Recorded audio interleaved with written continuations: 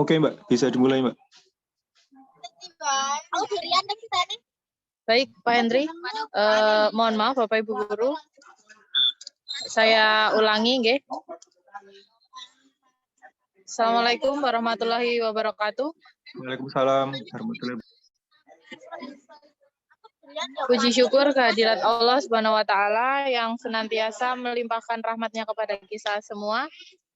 Yang terhormat Bapak Ibu Guru, peserta Zoom hari ini yang diselenggarakan oleh Forum Konselor Kulon Progo, yakni fokus grup diskusi yang mengangkat tema aksi nyata budaya positif guru BK dengan susunan acara sebagai berikut.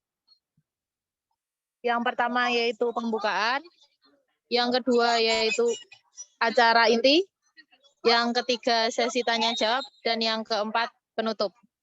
Yang pertama, mari mengucapkan bismillah bersama-sama guna memulai rangkaian acara di atas. Bismillahirrahmanirrahim. Bismillahirrahmanirrahim. Langsung saja. Selanjutnya, memasuki acara inti yang akan diisi dengan 2 pemateri. Yang pertama yaitu akan diisi oleh Ibu Lestiana Larasati, Sarjana Pendidikan, Guru BK SMP Negeri 4 Sentolo, dan mahasiswa PPG UAD tahun 2022 dengan materi yang berjudul Kiat-Kiat Menembus PPG bagi Guru BK.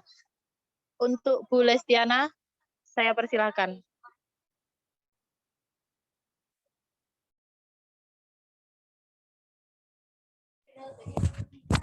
Ya, selamat pagi semuanya. Assalamualaikum warahmatullahi wabarakatuh.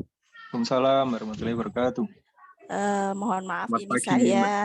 Iya, selamat pagi Bu Herlina yang sedang bertugas di lapangan, dan selamat pagi juga Pak Hendri. Kita sudah berkumpul di Zoom meeting ini dalam yang sebenarnya kalau saya bukan pemateri ya, hanya memberikan cara saja untuk menembus PPG, perjalanan saya kemarin saat mau PPG gitu. Jadi kalau kiat-kiat juga saya sebenarnya ya kurang tepat, karena saya sudah bilang juga ke Pak Hendri kalau sebenarnya hanya bejo saja saya ini, Mas. Karena sudah memang tahun TMT-nya sudah bisa untuk mengikuti PPG. Saya mohon untuk Mas Hendri menampilkan slide saya ya, yang tadi. Oke, siap, Mbak. Ye.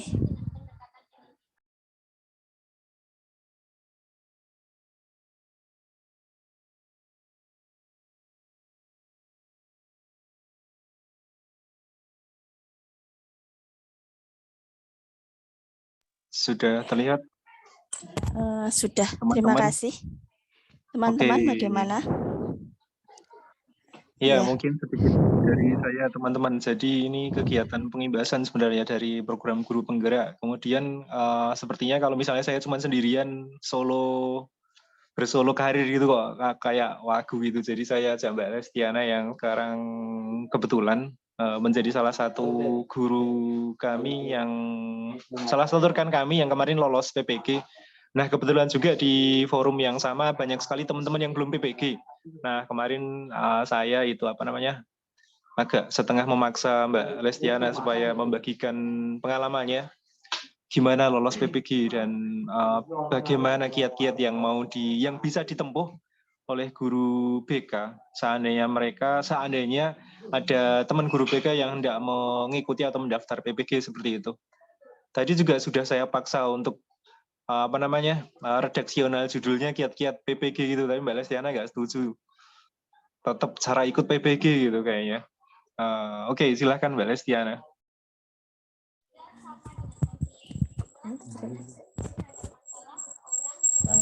Saya berganti ke laptopnya Mas Fendi ya. Kebetulan dekat dengan saya.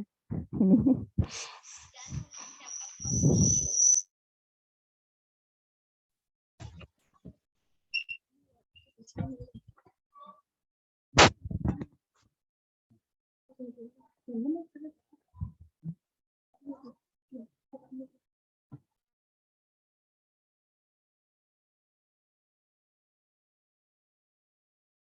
Baik, saya mulai ya. Agak menggema nggih. Sebentar. Yang satu di off kan Mbak speakernya. Yang HP ini jenengan apa laptop Fendi salah satu.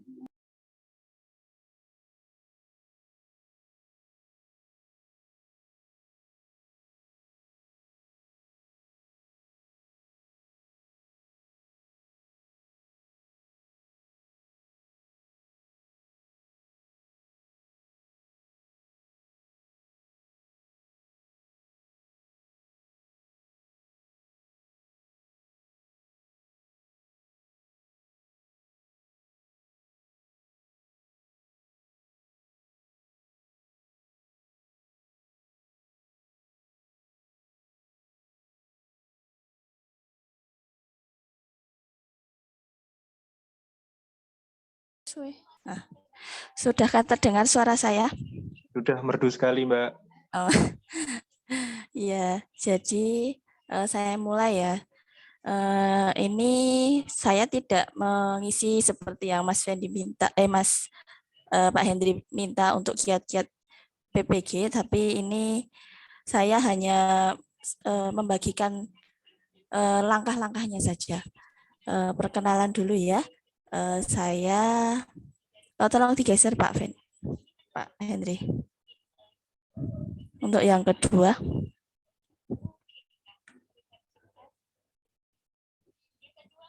Ya, data diri saya, semua teman-teman juga sudah tahu. Saya Lestiana Larasati, guru BK, dan instansi saya di SMP Negeri 4 Sentolo. Riwayat karir saya, guru BK SMP Muhammadiyah Nanggulan dari tahun 2016 sampai tahun 2022. Dan guru BK SMP Negeri 4 Sentolo baru sekitar dari bulan April kemarin hingga sekarang. Lanjut saja, Pak Hendri. Nah, apa itu PPG? Jadi PPG itu pendidikan profesi guru, adalah pendidikan tinggi setelah program pendidikan sarjana yang tujuannya untuk mempersiapkan peserta didik memiliki pekerjaan dengan persyaratan keahlian khusus dalam menjadi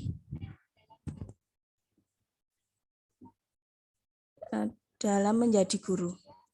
Dan yang kedua, menurut UU nomor 20 tahun 2003 tentang sistem pendidikan nasional, yaitu pendidikan tinggi sesudah aktivitas sarjana yang mempersiapkan penerima mempunyai pekerjaan dengan persyaratan keahlian khusus. Berikutnya, Pak Hendri. Nah, syarat mengikuti PPG.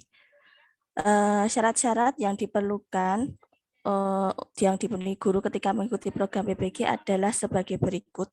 Yang pertama adalah syarat pertama itu pendidikannya pendidikan sarjana S1 atau diploma 4, guru swasta maupun PNS yang ditugaskan mengajar dan sudah diangkat sampai dengan akhir 1 Januari 2019. Jadi PPG tahun ini yang paling akhir adalah TMT-nya 1 Januari 2019. Untuk saya kemarin, saya termasuk TMT yang dari akhir 2016. Jadi kategori 1 itu yang terakhirnya tahun 2015, Desember 2015, dan yang kategori 2 dimulai dari 1 Januari 2016 sampai 1 Januari 2019. Yang ketiga, memiliki nomor unik pendidik dan tenaga kependidikan yaitu NUPTK. Karena yang saya ikuti adalah PPG dalam jabatan, otomatis teman-teman yang akan mengikuti PPG sudah terdaftar di data pokok pendidikan Kementerian Pendidikan dan Kebudayaan atau Dapodik.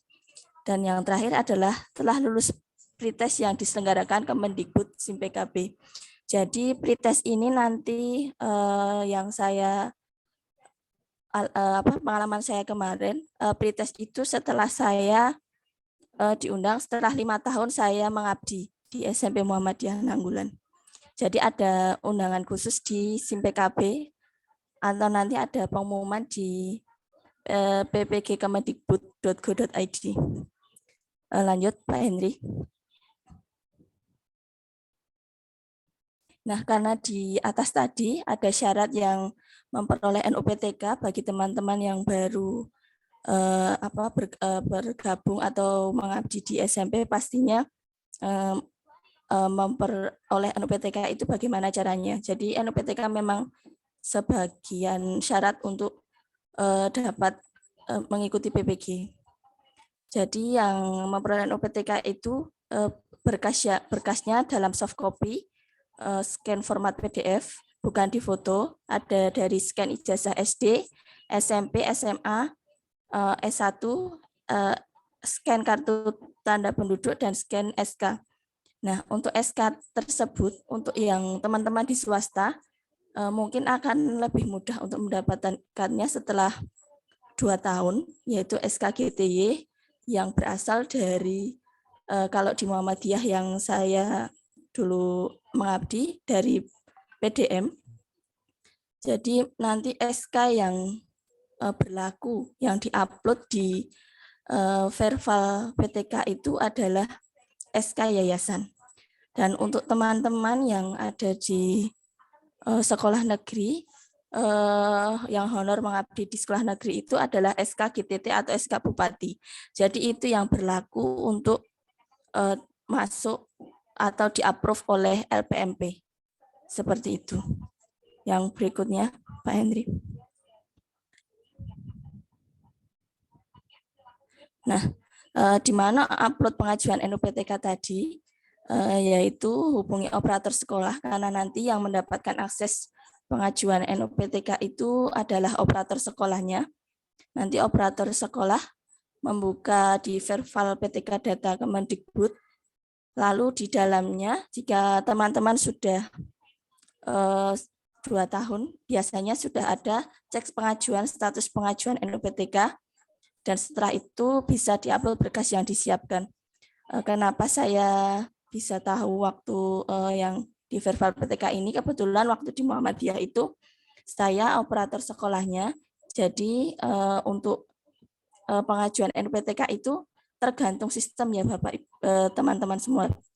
Jadi tidak bisa kita prediksi sebulan kemudian bisa langsung turun begitu nomor NUPTK-nya. Oh, dan ada satu lagi yang saya ingatkan, jadi belum saya tulis di sini.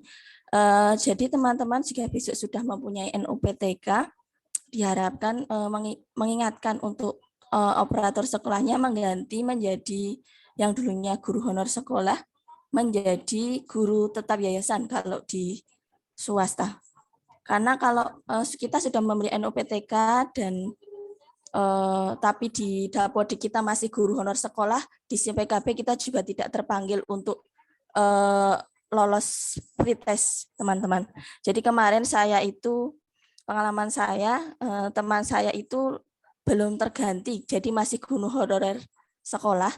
Jadi beliau tidak bisa terpanggil pretest atau terpanggil PPG.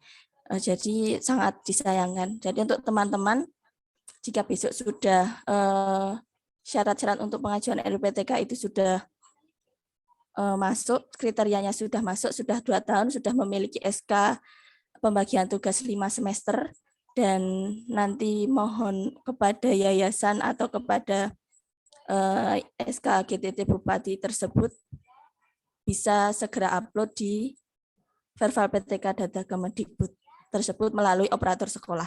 Seperti itu. Begitu Pak Henry dari saya. Jadi ini cuman cara ikut PPG agar bisa terjaring atau terpanggil PPG ya Pak. Untuk kiat-kiatnya saya sepertinya belum mampu untuk membicarakan kiat-kiat, karena kalau saya kemarin itu waktu pretest karena setelah tes PPG, tes P3K. Jadi saya belajarnya itu mungkin masih teringat untuk tes P3K tersebut ya. Jadi materinya sama. Nanti kalau teman-teman sudah terpanggil di SIM PKB bisa melihat kisi-kisi pretestnya ada di PPG kemendikbud.go.id. Jadi teman-teman bisa download kisi-kisinya sendiri. Di situ banyak sekali kisi-kisi dari 1 sampai 120 apa yang harus kita pelajari agar di dalam pretest kita lancar, karena syarat terpanggil PPG dalam jabatan juga kita harus lulus pretest dahulu. Seperti itu. Demikian dari saya. Bisa kembali ke moderator atau ke Pak Henry, atau ada teman-teman yang ingin bertanya? Ke moderator dulu ya Mbak. Baik Pak. Ya, terima kasih Mbak Lesti. Silahkan Mbak Lina, maaf kok malah saya yang ngomong.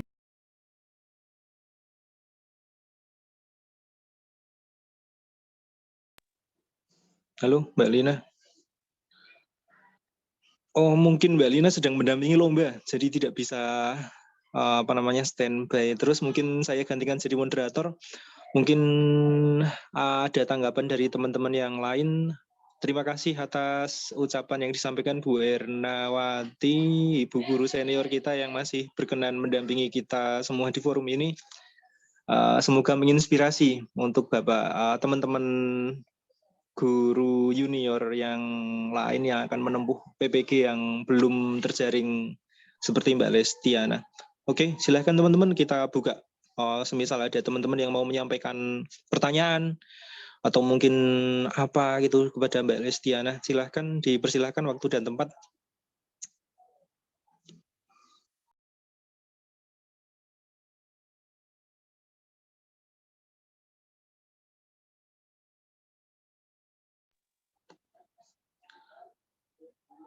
Oke, kalau tidak ada mungkin Mbak Lestiana kita simpan ke akhir sesi mungkin ya Mbak ya. Untuk kalau mungkin ada pertanyaan atau apa gitu. Iya, baik Mungkin Pak. mungkin untuk berikutnya saya gantian yang memberikan materi tentang budaya positif yang bisa diaplikasikan oleh para guru BK. Ya. Nanti semisal saya udah selesai, nanti kita bisa buka bersama-sama sesi pertanyaan. Terima kasih atas materi yang disampaikan oleh Mbak Lestiana dan mudah-mudahan menginspirasi banyak teman-teman yang lain yang saat ini belum PPG. Ya, dari saya sekian dulu teman-teman. Assalamualaikum warahmatullahi wabarakatuh. Waalaikumsalam warahmatullahi wabarakatuh. Terima kasih sekali lagi. Baik, untuk berikutnya yang akan share materi adalah saya. Terima kasih teman-teman yang masih bergabung, yang masih bersedia untuk mengikuti forum diskusi kita pada pagi hari ini. Ya, sebenarnya seperti yang saya sampaikan di awal tadi bahwa forum ini adalah forum pengimbasan materi yang kami dapatkan di program guru penggerak, dan materi yang harus diimbaskan yaitu budaya positif di sekolah. Dan karena saya dan teman-teman sebagian besar yang ada di sini adalah bertugas sebagai guru BK, maka saya kasih bubuhan judul dan peran guru BK seperti itu. Harapannya materi ini tidak hanya dipahami oleh peserta guru penggerak, tapi juga teman-teman serekan sejawat yang lain yang tidak ikut program guru penggerak ikut juga bisa memahami dan mudah-mudahan bisa mengaplikasikan di sekolahnya masing-masing seperti itu.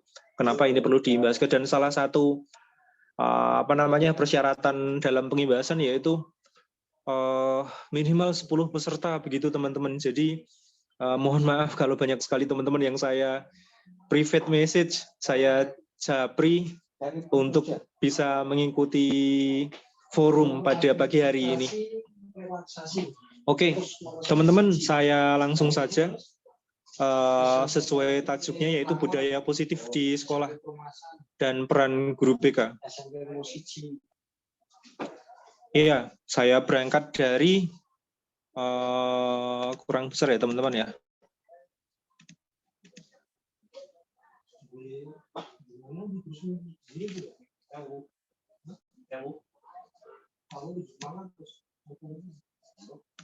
Ya, saya berangkat dari pengertian budaya terlebih dahulu. Kalau menurut Profesor Kunsaraningrat, salah satu ahli yang sering sekali dikutip dalam teori budaya, budaya adalah keseluruhan sistem gagasan, tindakan dan hasil karya manusia dalam rangka kehidupan masyarakat yang dijadikan milik bersama manusia dengan belajar. Jadi salah satu elemen dalam budaya itu belajar itu sendiri. Diharapkan manusia itu saling belajar. Kemudian dari proses belajar itu muncul gagasan, kemudian diaplikasikan dalam tindakan dan hasil karya mereka dalam kehidupan sehari-hari seperti itu. Nah, budaya sendiri terbagi menjadi 3 bagian, yaitu kebiasaan, tradisi, dan cara hidup. Nah, sementara budaya positif itu sendiri adalah suatu cara hidup yang berkembang dan dimiliki oleh sekelompok orang. Cara hidup yang bagaimana? Cara hidup yang positif tentu saja, yang memaknai kehidupan sebagai anugerah dengan bersyukur dan merawat segala sesuatu dengan penuh kesadaran. Atau kalau mungkin rekan-rekan sejawat guru BK sering menerjemahkan dengan istilah mindfulness kayak gitu. Ini kalimat yang saya rangkai sendiri ya teman-teman. Jadi mohon maaf kalau agak belibet seperti itu. Oke, berikutnya. Nah, dalam sebuah budaya, sebuah kebiasaan bisa disebut sebagai budaya, manakala bisa diwariskan kepada generasi berikutnya. Jadi kebiasaan yang bisa diwariskan dan dikenal oleh antar generasi, nah itu disebut budaya. Kalau misalnya tidak bisa diwariskan, ya berarti itu bukan budaya, karena budaya itu salah satu elemen utamanya adalah kelestarian, seperti itu. Nah, budaya positif sekolah adalah sebuah kebiasaan, sikap, nilai, keyakinan, tradisi, dan perilaku yang bermuatan positif yang bisa diwariskan dari generasi ke generasi. Nah, diharapkan sekolah sebagai sebuah entitas pendidikan itu punya budaya positif dan itu bisa dijaga kelestariannya oleh siswa-siswa tiap angkatan. Ketika satu angkatan sudah lulus, itu bisa diwariskan dan dijaga kelestariannya oleh angkatan-angkatan berikutnya. Dan diharapkan budaya positif itu menjadi sebuah identitas dari sebuah sekolah, seperti itu. Oke, kemudian berikutnya, langsung menuju ke pertanyaan inti, yaitu bagaimana cara membangun budaya positif di sekolah. Ada 3 cara utama yang bisa dilakukan oleh seorang guru. Karena peran guru dalam sebuah pembangunan budaya positif di sekolah itu sangat sentral sekali. Seperti yang diungkapkan oleh Ki Hajar Dewantoro, Bapak Pendidikan Nasional kita. Pendidikan adalah menuntun segala kekuatan kodrat yang ada pada anak-anak agar mereka dapat mencapai keselamatan dan kebahagiaan setinggi-tingginya, baik sebagai manusia maupun anggota masyarakat.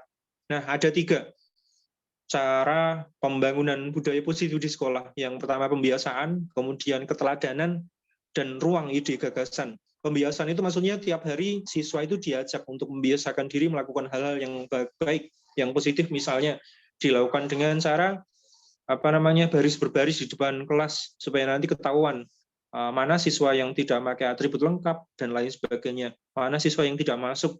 Kemudian diharapkan dari baris berbaris itu mereka punya budaya tertib dan disiplin seperti itu. Dan yang kedua, keteladanan. Nah, ini peran guru juga akan sangat sentral sekali, seperti dalam sebuah pepatah bahwa satu teladan itu lebih bermakna daripada 1000 nasihat, seperti itu.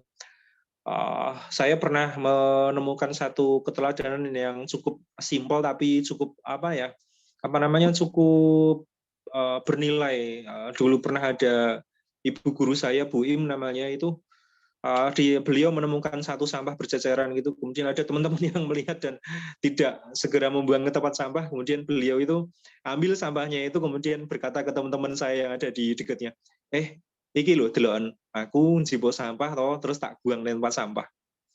Nah, seperti itu. Nah, ternyata dari satu keteladanan yang cukup sederhana itu kemudian membawa teman-teman saya yang ada di dekat beliau itu untuk kemudian ikut-ikutan mencari sampah yang ada di sekitar mereka dan kemudian membuangnya ke tempat sampah seperti itu. Nah, keteladanan di sini ada peran guru juga yang akan sangat besar sekali menentukan. Dan yang ketiga, ruang ide gagasan. Nah, ini salah satu prinsip pembuka sekolah sebagai tidak hanya sebagai tempat belajar juga, tapi juga diharapkan menjadi tempat mencurahkan ide, gagasan, tidak hanya Bapak Ibu guru ya, tapi juga siswa. Semua bagian dari sekolah, semua elemen yang ada di sekolah diharapkan bisa saling bertukar ide dan gagasan untuk menciptakan satu budaya disiplin. Mereka diminta untuk saling mengeluarkan ide apa sih yang bisa dilakukan di sebuah sekolah supaya sekolah kita ini timbul budaya yang positif dan lain sebagainya. Baik, teman-teman sekalian, mungkin kalau di HP agak kurang besar ya, tapi teman-teman yang di laptop atau di komputer mungkin bisa bisa lebih itu kelihatan. Oke, saya agak turunkan. Baik, saya langsung masuk di posisi kontrol guru karena tadi di slide sebelumnya saya menuliskan bahwa peran guru begitu sentral. Nah, dalam teorinya Goosen itu ada 5 posisi kontrol guru. Yang pertama sebagai penghukum, kemudian pembuat rasa bersalah, kemudian guru sebagai teman, kemudian guru sebagai pengontrol, dan guru sebagai manajer. Nah, setiap posisi ini punya spektrum yang berbeda-beda. Misalnya pada posisi tindakan, guru sebagai penghukum itu akan cenderung memarahi, mengkritik, menyakiti, atau melakukan tindakan kekerasan ketika siswanya itu melakukan kesalahan. Nah, ini posisi guru yang paling rendah ya teman-teman sekalian. Kemudian yang kedua, guru membuat rasa bersalah. Nah, ini mungkin banyak sekali di antara kita, termasuk saya mungkin. Silent treatment, mendiamkan ketika siswa itu melakukan kesalahan, kemudian dia mendiamkan, nggak mau ngajak bicara lagi kayak gitu. Nah, ini termasuk guru membuat rasa bersalah. Kemudian menceramahi kowe iki ngene kowe iki cah wis di sekolah ki ngoyo-ngoyo wong tuamu ragat semene akeh kok kowe isik ngene. Nah, kayak gitu itu juga membuat rasa bersalah. Kemudian guru sebagai teman memaklumi, wah aku mbiyen yo ngono kok, kayak gitu. Nah, itu posisi guru sebagai teman ini posisinya ada di nomor 3, teman-teman. Kemudian guru yang sebagai pengontrol hanya memantau dan mencatat saja. Nah, yang paling baik adalah guru sebagai manajer.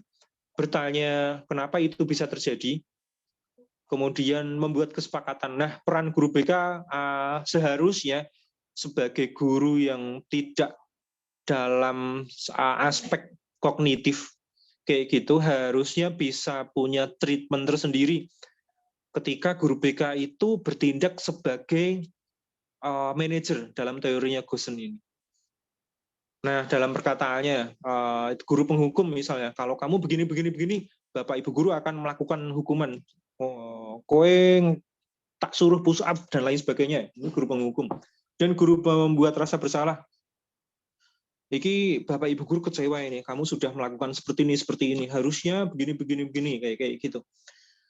Kemudian guru sebagai teman, lakukan demi Bapak Ibu guru, lakukan ini semua supaya orang tuamu bangga. Nah, kayak gitu itu masih sebagai peran sebagai teman. Kemudian guru sebagai pengontrol.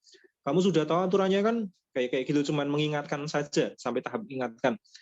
Nah, kemudian guru sebagai manajer itu bertindak sampai jangka yang lebih jauh lagi, yaitu berusaha untuk mengeksplorasi seorang siswa yang melakukan tindakan tertentu. Sebenarnya apa sih yang diharapkan oleh siswa itu sehingga dia itu melakukan ini kayak gitu. Nah, guru BK punya potensi, punya peluang untuk kita ketika terjun di sekolah itu kita punya keterampilan yang harusnya itu keluar ketika kita bertindak sebagai manajer seperti itu.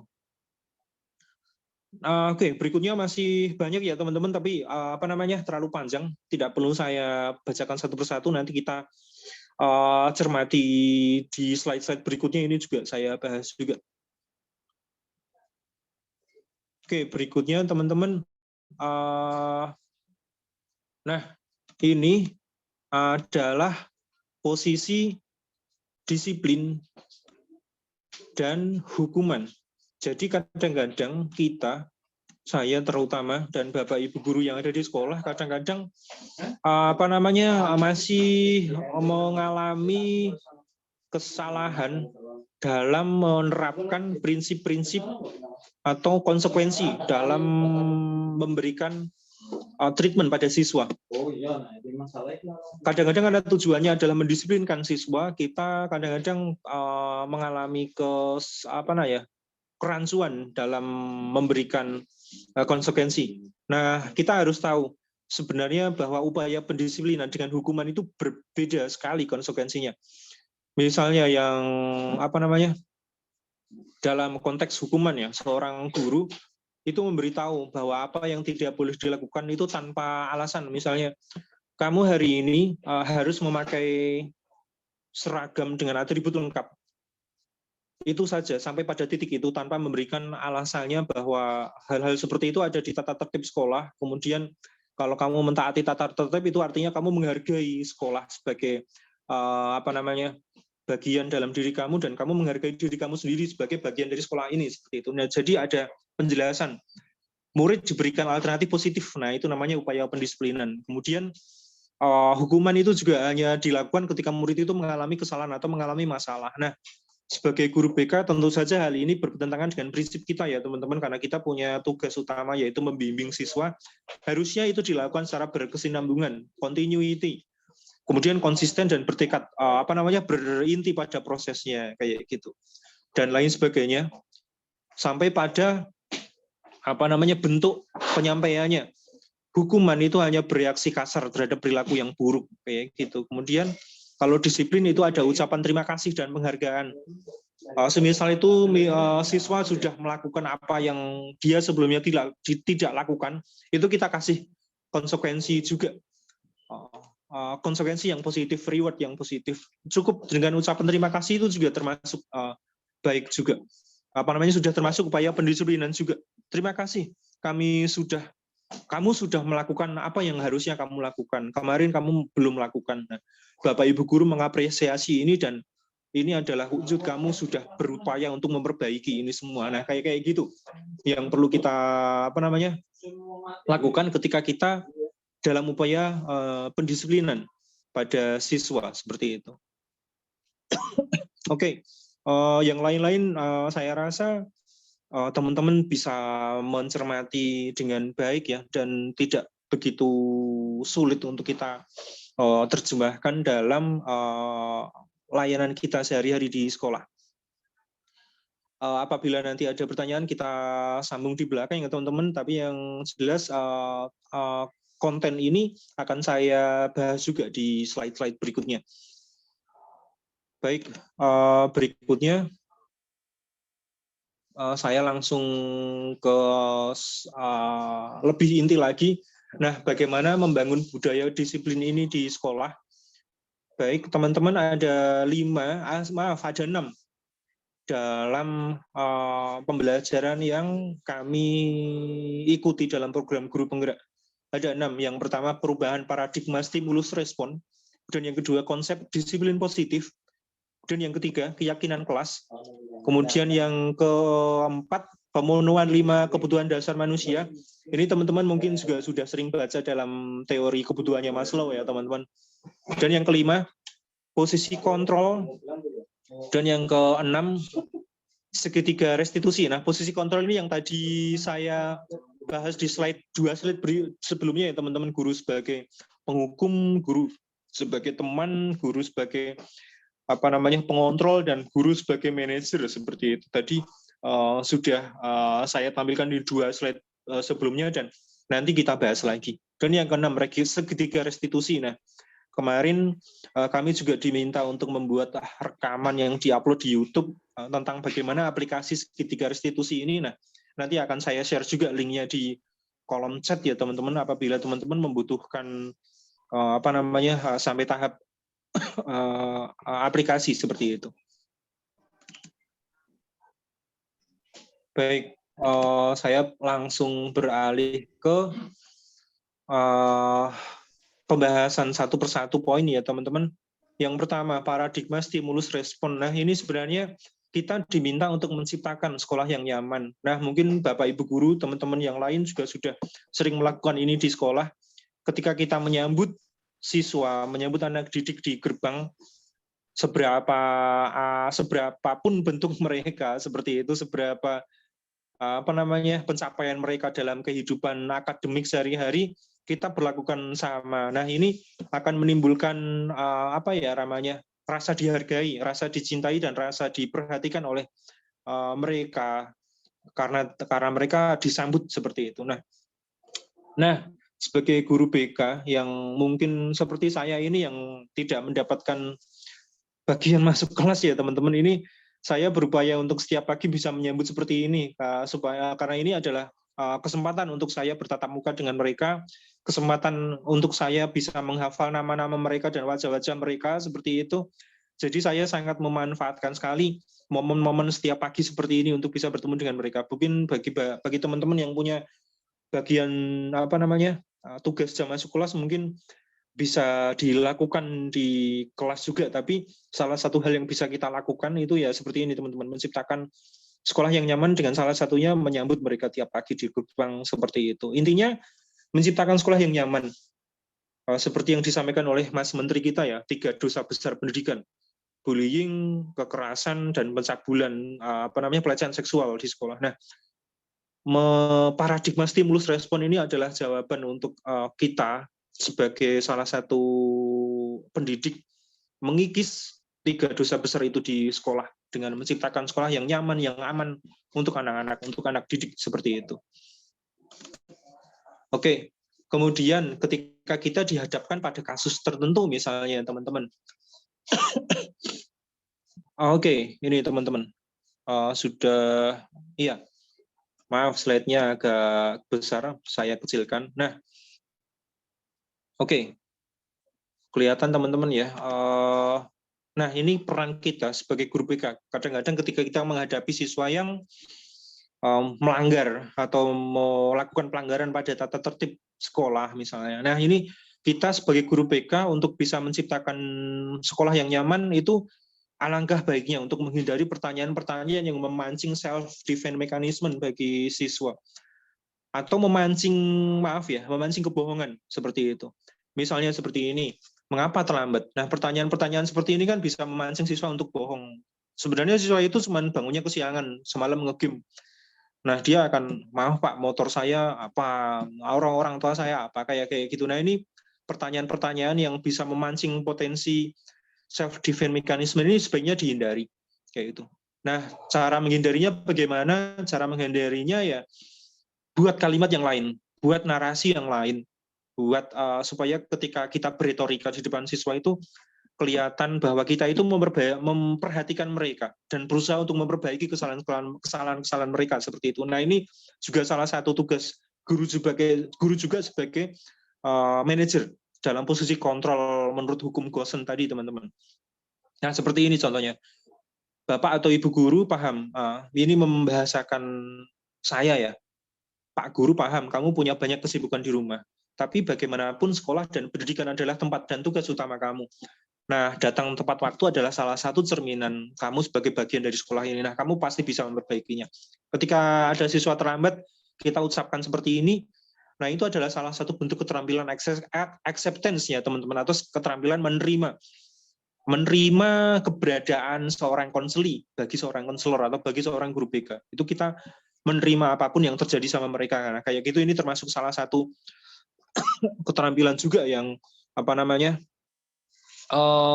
yang bisa kita kembangkan, yang bisa kita tumbuhkan sebagai peran kita guru BK dan dalam upaya kita membangun budaya yang positif dalam sekolah kita seperti itu. Nah, ini juga salah satu upaya kita untuk menciptakan sekolah yang nyaman bagi mereka. Datang terlambat, telat, kemudian datang ke sekolah sudah dalam kondisi yang tidak mandi, misalnya masih juga dimarah-marah oleh Bapak Ibu guru. Nah, kayak gitu kadang-kadang pasti ya, bukan kadang-kadang, itu pasti akan menimbulkan rasa tidak nyaman bagi seorang anak kayak gitu. Nah, diharapkan kita sebagai guru BK tidak lagi melakukan itu pada siswa yang melakukan pelanggaran datang terlambat seperti. Dan ini banyak juga contoh yang lainnya ya teman-teman, ketika kita berhadapan dalam kasus-kasus yang lain seperti itu. Oke, berikutnya beranjak ke poin yang kedua, disiplin positif. Oke, mungkin teman-teman pernah mendengar teori ini, teori klasik tentang motivasi perilaku manusia.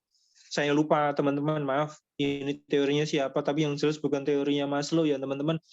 Ada 3 macam teori motivasi perilaku manusia. Yang pertama, upaya motivasi disiplin nih maksudnya teman-teman. Maaf, saya kurang mengetik disiplin, motivasi disiplin. Yang pertama, disiplin untuk menghindari ketidaknyamanan atau hukuman. Jadi siswa itu disiplin karena untuk menghindari hukuman saja.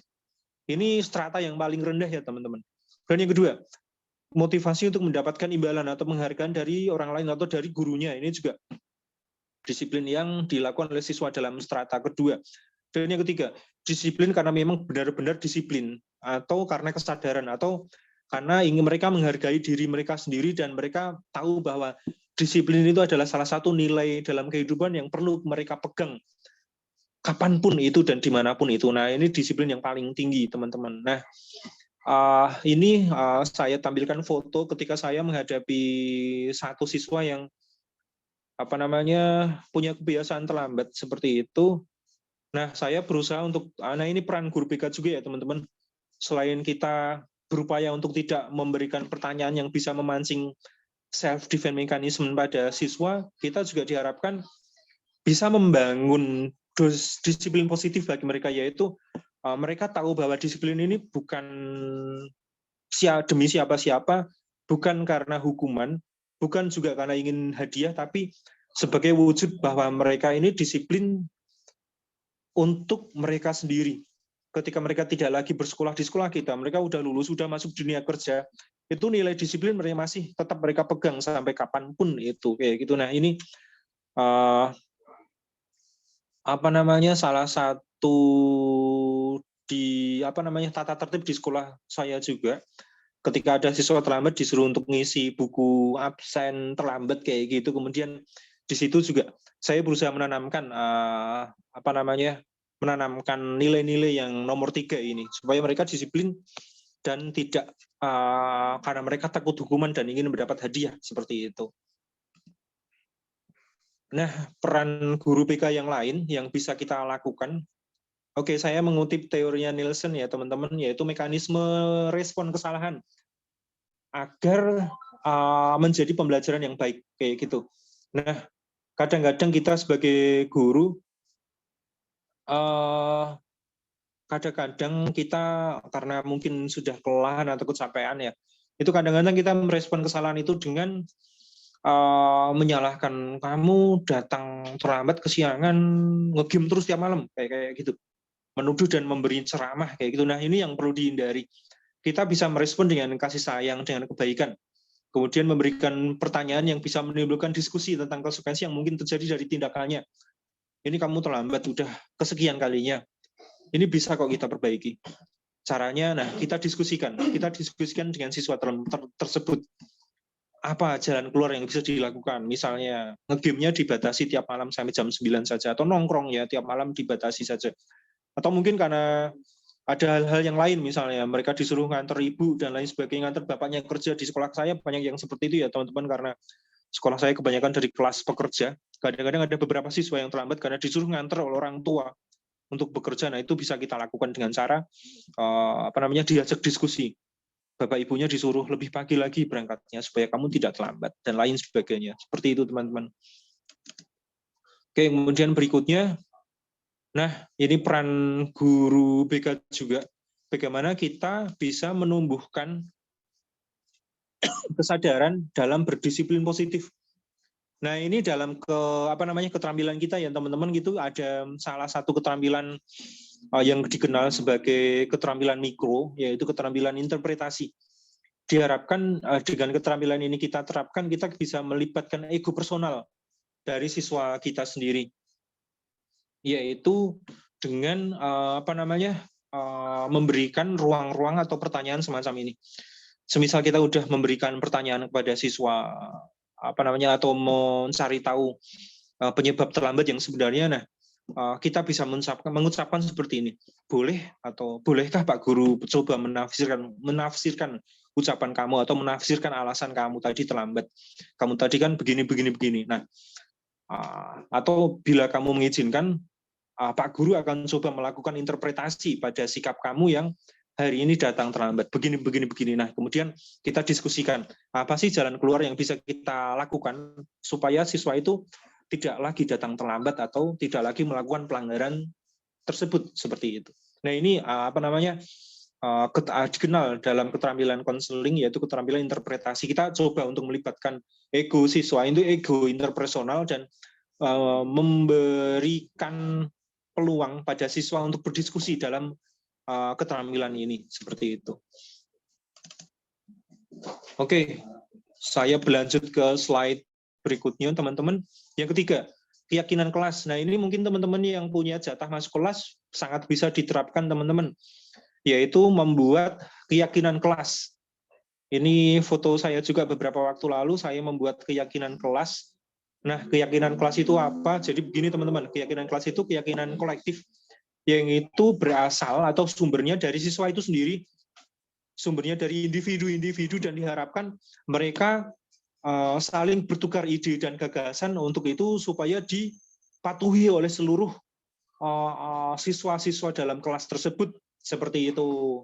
Jadi mereka praktisnya atau operasionalnya, ya teman-teman, ini siswa dikasih lembaran kertas kecil-kecil kayak gitu, kemudian disuruh untuk nempel, kemudian dibaca bareng-bareng. Apa sih yang bisa kita patuhi, apa sih yang bisa kita lakukan atau pilih sebagai keyakinan kelas, keyakinan kolektif, dan lain sebagainya. Dan kita saring juga mana yang nggak bisa kita sepakati, mana yang nggak bisa kita jadikan sebagai keyakinan kolektif, dan lain sebagainya. Seperti itu, teman-teman. Nah, ini saya sudah fotokan. Nah, ini beberapa contoh pekerjaan dari siswa saya, ya teman-teman. Mungkin semisal bisa, maaf, agak kecil. Mungkin kalau di laptop mungkin bisa kelihatan. Nah, ini saya kasih contoh juga. Ini saya ambil tadi di internet, budaya positif. Aku malu jika, nah ini juga bisa dilakukan, tapi disarankan hindari kata-kata negatif, teman-teman. Kenapa? Karena kadang-kadang kata-kata negatif itu malah menumbuhkan alam bawah sadar.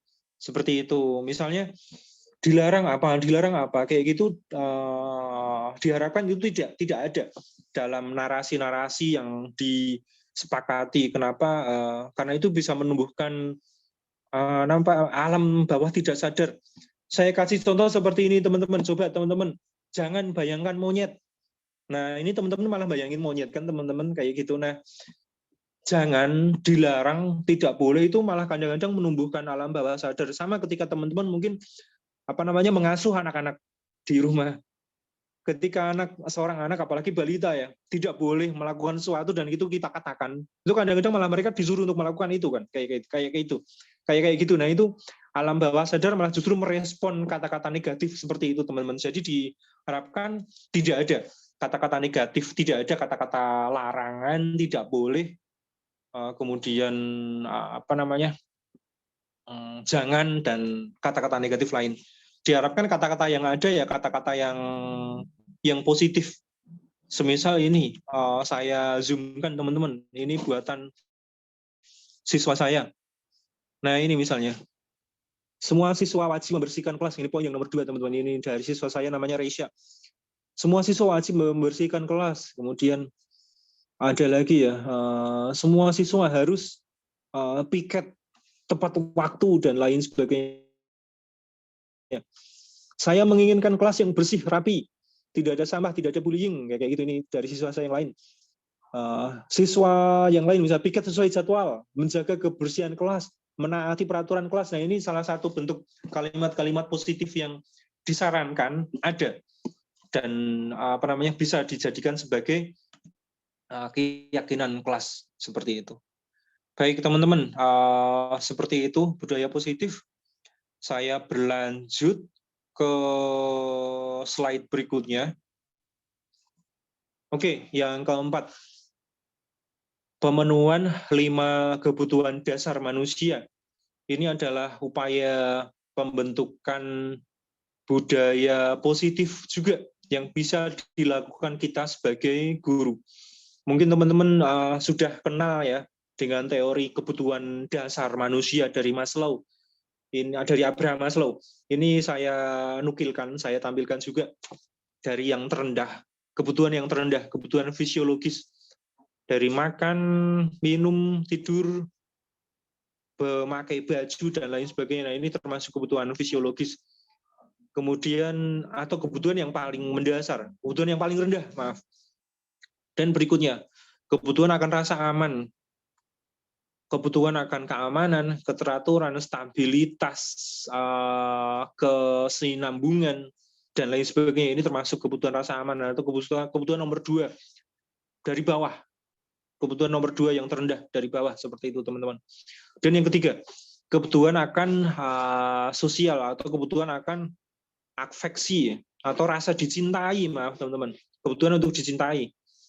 Kebutuhan akan afeksional, kebutuhan akan relasional, pengen punya pasangan, pengen punya keluarga yang saling mencintai, saling menyayangi, saling mengasihi, kayak gitu. Kebutuhan punya teman-teman yang banyak, yang bisa saling support, kayak gitu. Nah, ini juga termasuk kebutuhan yang nomor 3 ini, teman-teman. Dan yang keempat, itu kebutuhan untuk dihargai. Pencapaian tertentu, status sosial, kemudian untuk mendapatkan tanggung jawab, kebutuhan untuk mendapat atau mempunyai reputasi tertentu di tengah-tengah masyarakat atau di tengah-tengah tempat kita berinteraksi, kayak itu termasuk rasa untuk dihargai juga. Dan ini nomor 2 dari atas.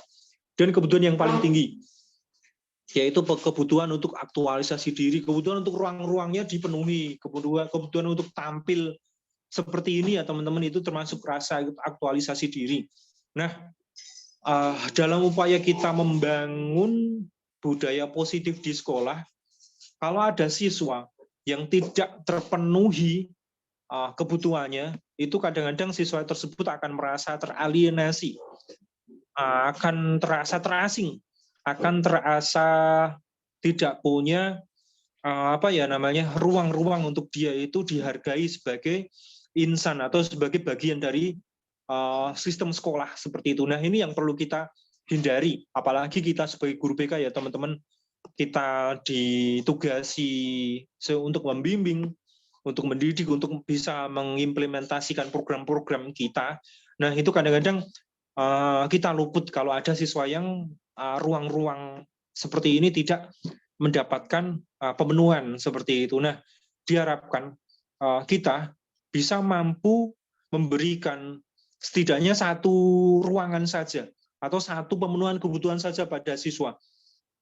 Apalagi kalau siswa tersebut punya catatan yang banyak atau punya kebutuhan-kebutuhan tertentu ya, kebutuhan-kebutuhan khusus tertentu.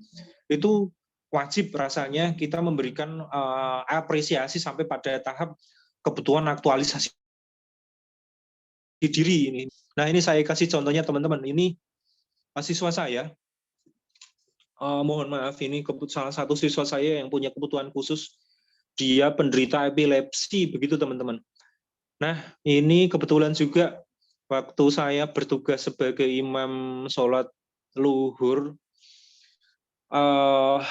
dan kebetulan juga siswa tersebut juga ada di dekat saya. Nah, saya sengaja untuk menunjuk dia untuk melantunkan adzan dan qomat. Nah, ini juga salah satu pemenuhan rasa aktualisasi diri juga teman-teman. Bagaimana dia punya ruang untuk membangun rasa kepercayaan dirinya. Seperti itu. Ini siswa saya kelas 7 dan dia punya epilepsi, penderita epilepsi begitu, dan itu yang membuat dia tidak bisa berekspresi secara alamiah dengan teman-teman dia yang lain seperti itu, dan kadang-kadang itu menghambat dia juga dalam proses keseharian dia di kelas. Nah, kita sebagai guru BK seyogyanya punya kemampuan tertentu untuk bisa memberikan ruang-ruang ekspresi, ruang-ruang aktualisasi diri pada siswa-siswa kita dalam upaya pemenuhan rasa kebutuhan ini, supaya kita bisa menciptakan budaya positif di sekolah. Nah, bagaimana dalam kita melakukan narasinya, teman-teman. Nah, dalam keterampilan mikrokonseling juga dikenal juga reassurance atau penguatan atau dukungan kepada klien kita. Nah, ketika ketika kita berhadapan dengan siswa, kita bisa memberikan support, misalnya Bapak atau Pak Bu Guru percaya kamu pasti bisa. Bapak atau Bu Guru tahu kamu punya kemampuan ini. Bapak atau Ibu Guru mengerti seberapa jauh kamu mampu untuk melakukan ini. Nah, itu adalah salah satu 3 bentuk dari reassurance ya teman-teman, atau dari penguatan atau dukungan yang kita kenal dalam keterampilan mikrokonseling. Nah, ketika kita memberikan ruang-ruang untuk berekspresi pada siswa, kita memberikan ruang-ruang kepada siswa untuk memenuhi kebutuhan aktualisasi dirinya. Nah, ucapan-ucapan atau narasi-narasi seperti ini bisa dilakukan teman-teman sekalian, seperti itu. Oke, kemudian berikutnya yang kelima, posisi kontrol ya teman-teman. Tadi saya sudah menyampaikan di beberapa slide berikut sebelumnya ya teman-teman, ada 5 posisi kontrol yang bisa yang bisa berpeluang dilakukan oleh guru. Dari yang pertama, posisi yang paling rendah, posisi sebagai posisi penghukum, bisa fisik atau bisa verbal, dengan motivasinya hanya untuk mematuhi tata tertib saja, seperti itu. Patuhi tata tertib tanpa memberikan petunjuk bagaimana cara mematuhi dan konsekuensi jangka panjang yang bisa terjadi apabila dia tidak melakukan pemenuhan pada tata tertib tersebut, kayak gitu. Dan yang kedua, membuat orang merasa bersalah. Ini guru juga bisa membuat orang atau siswa itu merasa bersalah. Biasanya guru itu menyampaikan dengan bisa suara lembut, bisa suara keras ya teman-teman. Kalau orang tua kamu tahu kamu melakukan hal seperti ini, bla bla bla bla bla bla, kayak gitu. Nah, itu kan bisa menimbulkan rasa bersalah dalam diri siswa, dan itu ada di strata kedua ya, terendah ya teman-teman. Pembuat rasa bersalah. Guru bisa menjadi pembuat siswa itu merasa bersalah ketika dia melakukan hal-hal tertentu kayak gitu dengan tindakan-tindakan seperti ini. Dan yang ketiga, guru sebagai teman. Guru kadang-kadang memposisikan sebagai teman. Ini kadang-kadang juga dibutuhkan teman-teman ya. Kadang-kadang guru juga dibutuhkan kalau kita bertindak sebagai teman, tapi kadang-kadang ini juga tidak pas juga. Ingat loh perkataan Pak Guru atau Bu Guru selama ini, kamu selama ini Pak Guru udah ngomong kayak gini. Kamu harusnya ingat selalu bahwa kayak gini. Nah, itu kadang-kadang tidak pas juga kalau kita lakukan dalam situasi-situasi tertentu. Dan yang keempat, guru sebagai pemantau atau pengawas. Apa yang kamu lakukan? Ini semisal dalam kasus tertentu ya, ketika siswa itu melakukan pelanggaran. Apa yang kamu lakukan? Begini. Kamu bisa melakukan ini. Ini bisa membuat kamu ini loh, kayak gitu. Nah, ini sebagai pemantau saja atau sebagai pengawas saja. Kalau kamu nggak belajar, kalau kamu nyontek terus, kamu bodoh loh, kayak gitu. Nah, ini lebih sebagai pemantau atau pengawas, kayak gitu. Nah, yang paling tinggi adalah posisi guru sebagai manajer. Mempersilahkan murid untuk mempertanggungjawabkan perilakunya dan mencari solusinya. Nah, ini saya tampilkan foto saya, teman-teman, ketika saya menghadapi beberapa siswa saya yang tidak ikut upacara, kayak gitu. Nah, saya berusaha untuk memposisikan diri sebagai manajer. Saya tanyai dan saya mempersilahkan mereka. Kira-kira solusinya apa supaya mereka di kemudian hari tidak melakukan pelanggaran yang sama. Ternyata mereka itu takut dihukum karena tidak punya atribut lengkap ketika mengikuti upacara. Nah, kita cari tahu dulu solusinya dan kita cari tahu penyebabnya dan kita cari solusinya bareng-bareng. Kira-kira apa sih yang bisa kamu lakukan supaya kamu tidak lagi melakukan hal seperti ini lagi, kayak gitu. Nah, ini upaya kita sebagai guru dalam posisi kita sebagai manajer, teman-teman, seperti itu. Oke, kemudian berikutnya teman-teman ya. Nah, ketika kita bertindak sebagai manajer atau posisi kontrol kita sebagai manajer, dalam keterampilan konseling juga dikenal keterampilan reflection of feeling, teman-teman. yaitu keterampilan untuk merefleksikan atau memantulkan perasaan. Nah, ini adalah salah satu fungsi atau medium bagi konselor ketika berhadapan dengan siswa yang baru saja melakukan sesuatu yang bertentangan dengan aturan sekolah atau melakukan pelanggaran-pelanggaran pada nilai-nilai yang diyakini oleh teman-temannya atau di sekolah seperti itu. Nah, untuk menyelami dan menyadari perasaan-perasaan mereka, mendorong dan menyelami perasaan negatif seperti marah, menangis atau kecewa seperti itu, guru BK itu bisa menggunakan kata bantu. Bisa merasa, bisa rupanya, bisa sepertinya, bisa nampaknya, atau mungkinkah. Nah, misalnya seperti ini teman-teman. Kalian merasa bahwa tindakan ini sebenarnya masih bisa ditolerir. Ini misalnya saya ucapkan ke siswa-siswa saya yang tadi tidak ikut upacara ya teman-teman. Kalian merasa kalau ini sebenarnya masih bisa ditolerir. Kalian merasa bahwa ini sebenarnya masih bisa dimaklumi. Kayak itu. Nah, ini kan pertanyaan yang bisa memberikan ruang diskusi untuk mereka mengungkapkan pendapat bahwa tidak ikut upacara dengan sengaja sembunyi di WC itu sebuah tindakan yang bisa dimaklumi atau tidak menurut kacamata mereka. Kalau misalnya dimaklumi, alasan mereka apa? Kalau misalnya tidak bisa dimaklumi, alasan mereka apa dan apa yang bisa kita lakukan bersama-sama untuk bisa mewadahi itu semua seperti itu, teman-teman. Kemudian kalau kita ingin mengucapkan kalimat yang lebih panjang, kita bisa mengucapkan hal-hal seperti ini ya teman-teman. Pak Guru membayangkan kalau ini terjadi sama Pak Guru Bu Guru, mungkin akan merasa kayak gini. Pak Guru membayangkan kalau misalnya Pak Guru juga nggak ikut upacara sama seperti kalian, kemudian sembunyi di WC, mungkin Pak Guru akan deg-degan.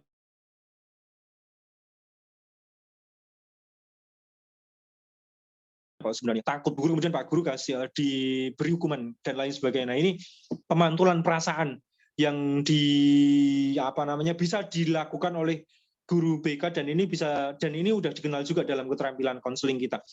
Diharapkan dengan pemantulan perasaan ini sekali lagi posisi kita tidak sebagai penghukum, tidak sebagai teman, tidak sebagai dan lain sebagainya, tapi posisi kontrol kita sebagai manajer seperti itu, karena kita membangun ruang diskusi dan kita mencari tahu apa sih yang bisa dilakukan oleh siswa-siswa semisal berada dalam kondisi seperti ini, kayak gitu. Kemudian berikutnya teman-teman ya, saya berpindah ke slide berikutnya. Nah, ini yang terakhir yaitu segitiga restitusi. Saya mengalami atau memulai dari pengertian dulu ya teman-teman. Restitusi. Restitusi adalah sebuah proses untuk menciptakan kondisi bagi murid untuk memperbaiki kesalahannya. Jadi kita sebagai guru diharapkan menciptakan kondisi-kondisi yang tidak menakutkan, tegang, kemudian membuat siswa itu merasa dia itu terhukum kayak gitu. Nah, restitusi adalah proses atau upaya kita. Nah, restitusi itu bisa dilakukan dalam 3 tahap, teman-teman. Yang pertama, yang bisa dilakukan dengan menstabilkan identitas terlebih dahulu. Kita semua akan melakukan hal yang terbaik yang bisa kita lakukan. Atau dalam keterampilan acceptance tadi ya, atau penerimaan tadi ya teman-teman, ada beberapa hal yang baru saja terjadi. Pak Guru paham, kamu kondisinya atau orang tua kamu sedang dalam posisi yang tidak baik atau tidak kondusif untuk kamu bisa belajar. Misalnya siswa ini mencontek ya. Kemudian pokoknya kita stabilkan dulu identitasnya. Maksudnya stabilkan di sini bahwa kita masih bisa memahami bahwa mereka itu melakukan kesalahan tertentu kayak gitu. Kemudian yang kedua, memvalidasi kesalahan yang salah. Semua perilaku pasti memiliki alasan. Kamu datang terlambat itu melebihi waktu yang ditentukan. Tentu kamu punya alasan tertentu. Nah, mari kita cari tahu bagaimana kamu bisa mengatasinya. Memvalidasi supaya siswa itu sadar bahwa yang dia lakukan itu salah. Supaya kita memberikan kesadaran pada siswa bahwa supaya kejadian ini tidak terulang lagi di kemudian hari. Nah, ini kita perlu juga memvalidasi teman-teman ketika siswa itu melakukan hal-hal tertentu yang tidak sepatutnya dilakukan oleh mereka, seperti itu. Dan yang ketiga, menanyakan keyakinan. Kita semua punya motivasi internal supaya kita bisa keluar dari persoalan ini.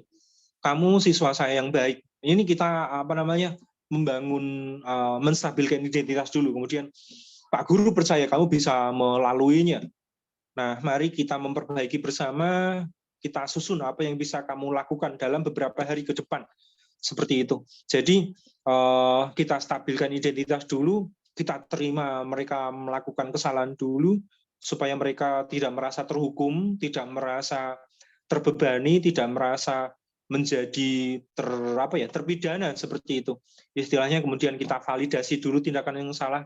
Semua perilaku pasti memiliki alasan-alasan tertentu, itu semua terjadi. Seperti itu, kemudian menanyakan keyakinan. Apa sih motivasi internal kamu? Apa sih yang bisa kita perbaiki bersama-sama?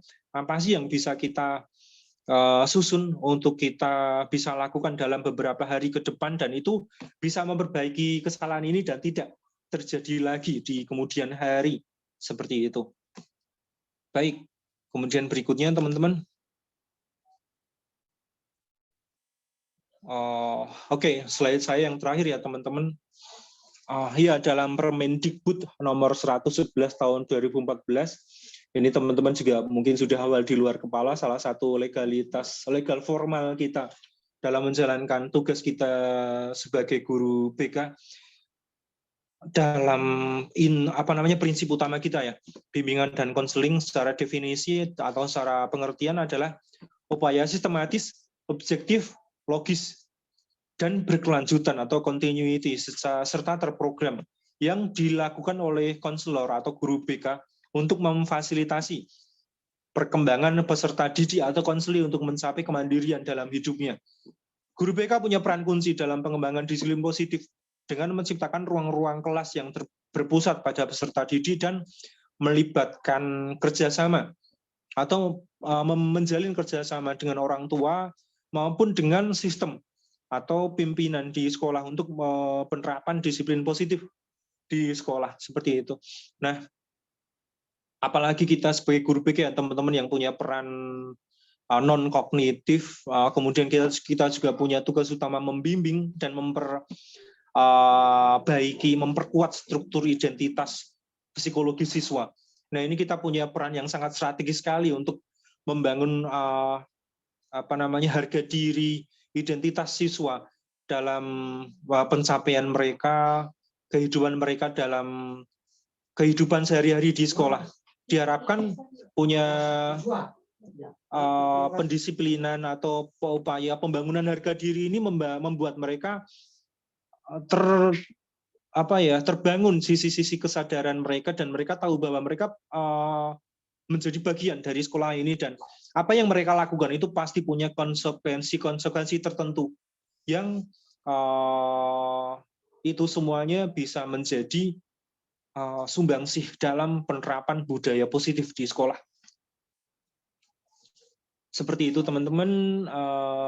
Kemudian daftar pustakanya teman-teman, ini saya ambil konten-konten yang ada dalam materi yang saya sampaikan itu berasal dari LMS ya teman-teman, LMS Guru Menggerak atau Learning Management System. Kemudian juga saya ambil dari Character Education for the 21st Century, Center for Curriculum Redesign. Kemudian juga dari Positive Discipline and Classroom Management Course Reader. Ini dari Center for Justice and Crime Prevention and the Department of Basic Education, dari referensi Cape Town, Afrika Selatan. Baik, mungkin itu teman-teman dari saya, materi dari saya. Mohon maaf kalau ada banyak kekurangan, mohon maaf kalau banyak sekali hal-hal yang belum bisa saya sampaikan dengan seutuhnya dan dengan sesuai dengan ekspektasi teman-teman yang lain. Dan saya di sini berupaya supaya apa yang saya sampaikan bisa berguna untuk teman-teman sebagai guru BK di sekolah teman-teman masing-masing. Baik, mungkin Mbak Lina sudah standby. Bikin Waktu dan tempat kami kembalikan ke Mbak Lina sebagai moderator. Terima kasih atas kesempatan yang diberikan.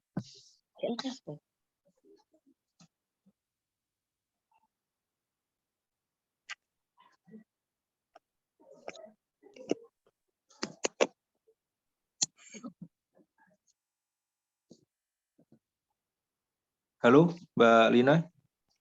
Oke, Mbak Lina mungkin sedang Baru separuh aku. Baru separuh. Iya.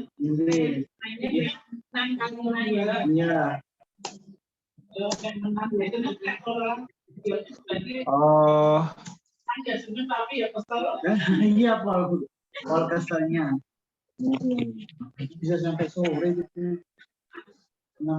baik, ini mungkin Mbak Lina sedang dalam kegiatan pendampingan lomba ya teman-teman. Jadi moderator saya ambil alih sendiri. Mungkin ada teman-teman yang mau bertanya mungkin atau mau memberikan sanggahan atau apapun itu, dipersilakan teman-teman. Selamat datang Mbak Imas Dias yang baru datang. Mikrofonnya mungkin bisa dimatikan karena suaranya kedengaran sampai sini. Oh iya, maaf sebentar. Ini saya baru gabung.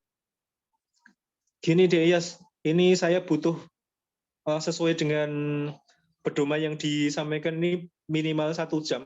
Sementara saya menyampaikan belum ada 1 jam. Jadi tolong saya diberikan pertanyaan deh Yas, supaya bisa genap 1 jam. Saya memberikan penyampaian materi pengimbasan ini deh Yas. Sebentar ya, karena saya baru gabung, saya tidak tahu ini yang tadi yang dibahas apa. Jadi minta tolong sebentar untuk memikirkan apa ini tadi yang disampaikan. Oke, saya menyampaikan tentang budaya positif di sekolah dan peran guru BK dalam pembangunan atau penciptaan budaya positif di sekolah. Hal-hal yang bisa kita lakukan sebagai guru BK dan lain sebagainya. Apa yang bisa kita lakukan, apa yang bisa kita kembangkan dalam keseharian ketika kita bertemu dengan siswa, ketika kita menemukan ada siswa yang melakukan pelanggaran atau permasalahan individu yang berkaitan dengan kebutuhan sehari-hari di sekolah kayak gitu, apa perannya? Nah itu saya sampaikan tadi. Oh ya, materinya bisa saya share di grup WA ya teman-teman ya. Bentar teman-teman.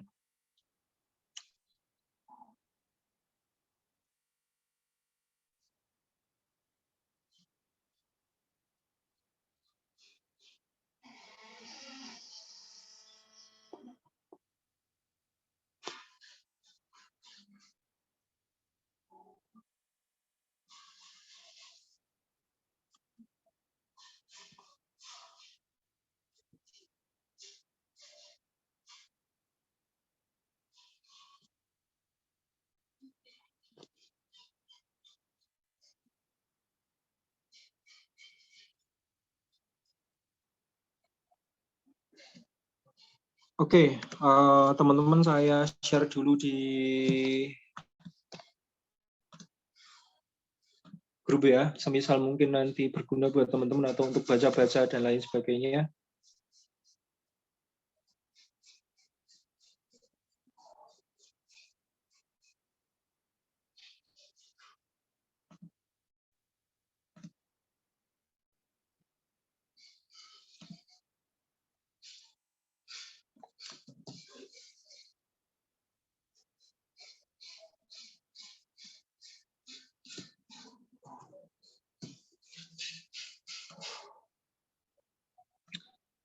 Dayas ini udah mau selesai ya, linknya nggak usah di.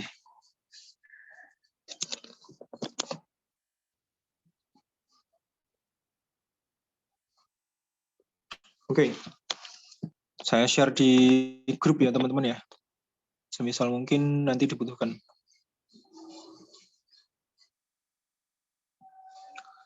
Oke, ada pertanyaan lagi teman-teman?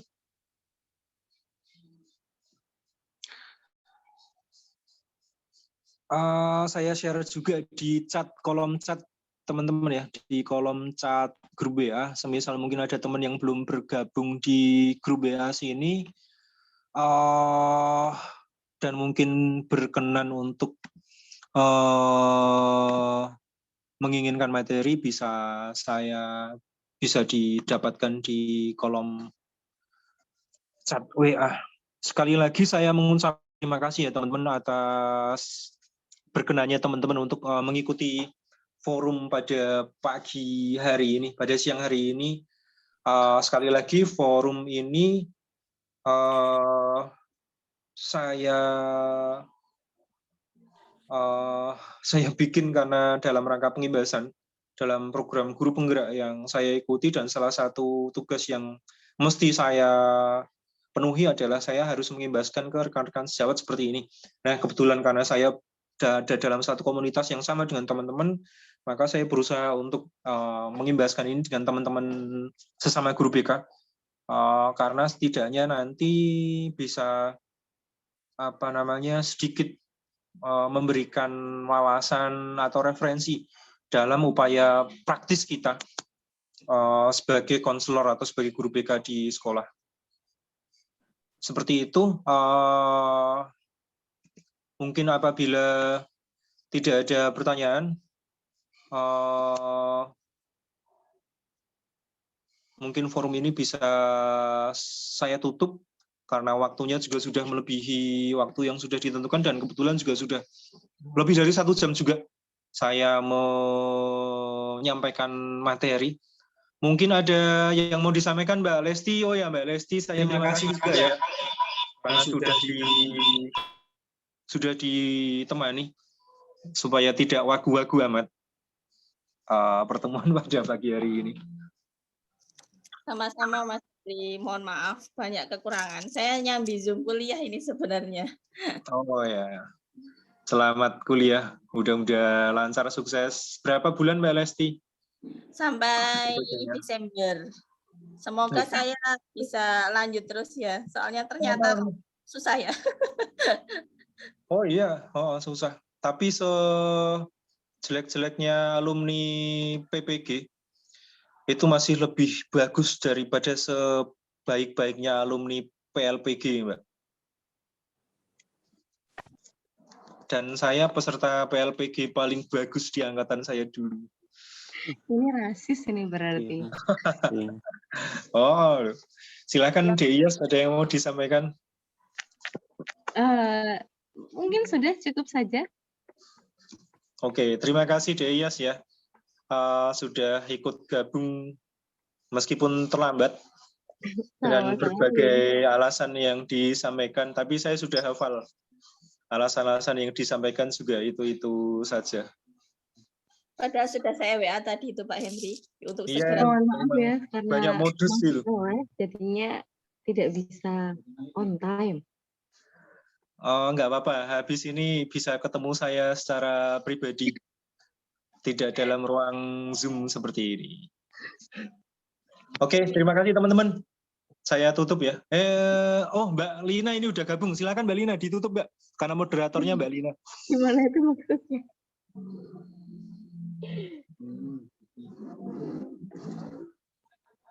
Halo, Mbak Lina. Oke, karena Mbak Lina sudah tidak merespon, saya tutup. Terima kasih atas kesempatan yang diberikan. Terima kasih atas kehadiran teman-teman yang sudah bergabung. Sekali lagi terima kasih. Beribu-ribu karena saya sudah dibantu melakukan pengimbasan. Saya akhiri. Assalamualaikum warahmatullahi wabarakatuh. Waalaikumsalam warahmatullahi wabarakatuh. Saya off kan. Terima kasih sekali lagi.